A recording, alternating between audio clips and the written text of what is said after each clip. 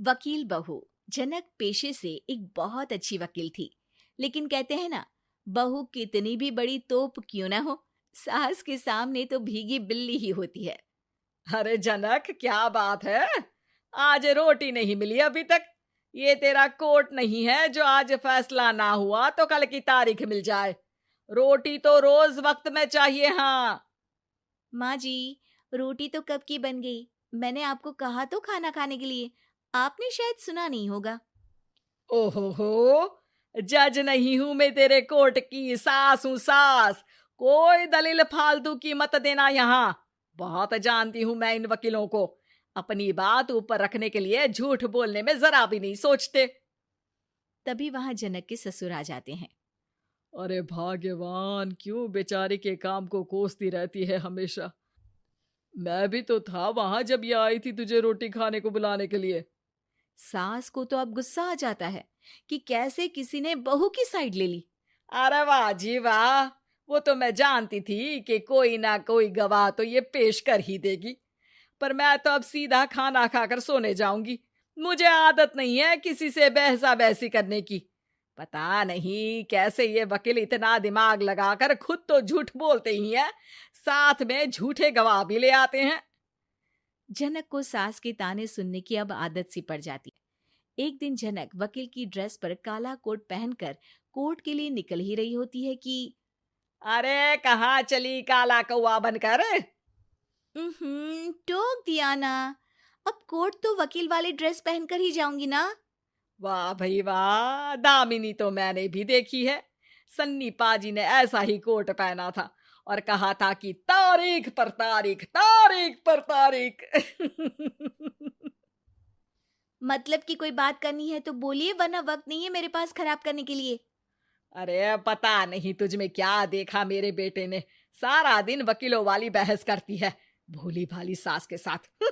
अच्छा सुन, जो इतनी बहस मेरे आगे करती है ना, जरा अपने बॉस से कर ले, जो 1 साल भी ना हुए तेरी शादी को और काले कपड़े पहना दिए।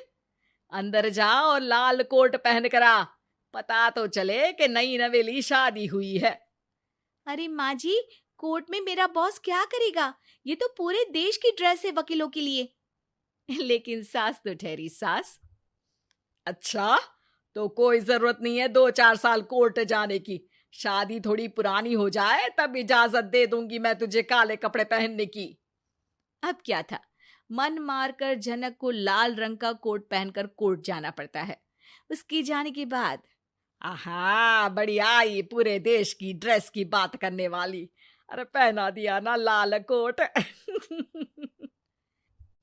अब सास आए दिन या तो जनक को उसके काम का ताना देती, या फिर उसका काम छुड़वा देने की धमकी। तंग आकर एक दिन जनक पति से कहती है, मैं सोच रही हूँ कि कोर्ट जाना बंद ही कर दूं।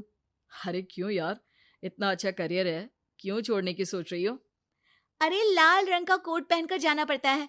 हर बात पर सास ताना देती है कि वकील तेज होते हैं, सवाल जवाब करते हैं, झूठी दलीलें देते हैं।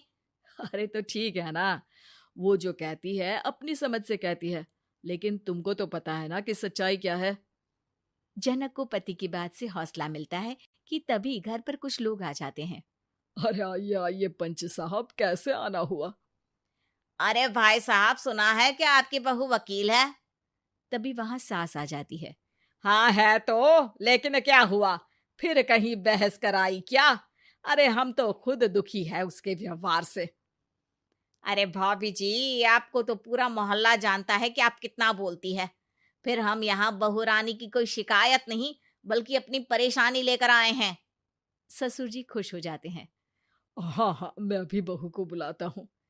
जनक वहां आती है, सबको नमस्ते करके बैठ जाती है। बहू रानी, हमारे गांव में बड़ी मुसीबत आ गई है। अब तो पूरे गांव की जिम्मेदारी मानो तुम्हारे कंधों पर है। अरे ना ना, इससे तो घर की जिम्मेदारी पूरी नहीं होती, ये गांव की जिम्मेदारी क्या लेगी? भाभी जी, आप चुप हो जाओ। यहाँ पढ़े लिखे लोगों की बात हो रही है। आप जाओ, जरा रसोई से सबके लिए चाय लेकर आओ। मैं कॉफी लूंगी। हाँ हाँ, वकील साहिबा के लिए कॉफी। सास सर पैर सब पटक कर वहां से निकल जाती है। बहू, गांव में पानी नहीं आ रहा है, पड़ोसी राज्य ने हमारा पानी रोक रखा है। इसका मामला तो बड़े कोर्ट में चलेगा पंच जी, लेकिन ऐसा क्यों? वो राज्य हम लोगों से पानी के पैसे मांग रहा है। अब आधे गांव में पानी की सप्लाई खत्म हो गई है बहुरानी। अच्छा पंच साहब, बात गांव की है तो मैं जरूर केस लड़ूंगी। यहाँ एक बार फिर सास की एंट्री हो जाती है। अरे वाह जी वाह, ये काम करवा लो, आप हमारी बहू से बहुत अच्छा करती है। मैं हूं सीधी सादी सास। इस लड़की ने कैसे लड़ लड़ कर मुझे साइड कर रखा है, ये तो अब आपको पता चल ही जाएगा। अरे भाभी जी, आपकी आवाज तो पूरे गांव को सुनाई पड़ती है जब आप बहू रानी को सुंदर वचन सुना रही होती हैं। अरे वकील बहू मिली है, फक्र करो फक्र। हाँ जी हाँ, सारी फकर तो हम लोग ही करें। खैर, अब जो केस लड़ेगी और पानी गांव में आ जाता है तो पंच साहब लिख कर देना होगा कि हैंड पाइप में सबसे पहले मेरी बाल्टी और घड़ा भरेगा। अरे फिर तो हम बहू रानी के नाम पर घर पर ही सप्लाई दे देंगे, लेकिन ये इतना आसान नहीं है। बहू, गांव के पास अभी वकील करने की भी पैसे नहीं है तो। अरे पंच साहब, ये मेरे गांव का मामला है, मैं आपसे एक भी पैसा नहीं लूंगी। सास को बहू की बात पर गुस्सा आ जाता है, लेकिन सबके जाने के बाद झनक मन लगाकर गांव की परेशानियों को दूर करने में लग जाती है। और वो दिन भी आता है कि झनक केस जीत जाती है। अरे आज तो प्लम्बर आकर घर तक पाइप लगा गया है।